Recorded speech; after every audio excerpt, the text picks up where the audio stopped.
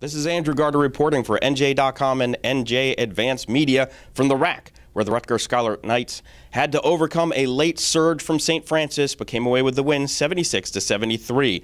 Coach Jordan had this to say about the game. For the most part, we made timely stops, timely free throws, a big basket by Kadeem. Obviously, Miles was good the entire game, but there were some things that were good for us. Again, that probably won't show up in the box score, but we played pretty good defense. We stuck together, even though they made the run, got the lead. We didn't panic.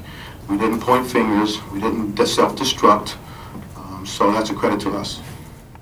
This was also the triumphant return to the court of Kadeem Jack. Jack didn't have a ton of points, but was a guy who was able to energize his team when St. Francis had gotten the lead and looked like they might run away.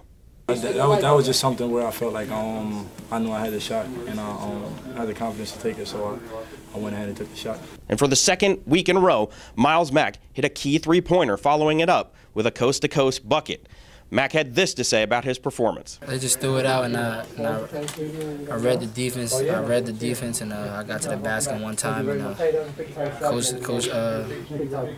Coach wants me to hit big shots, and I hit a big three again. So I think the momentum shifted our way after those two baskets. This is Andrew Garter reporting from the RAC for NJ.com and NJ Advanced Media.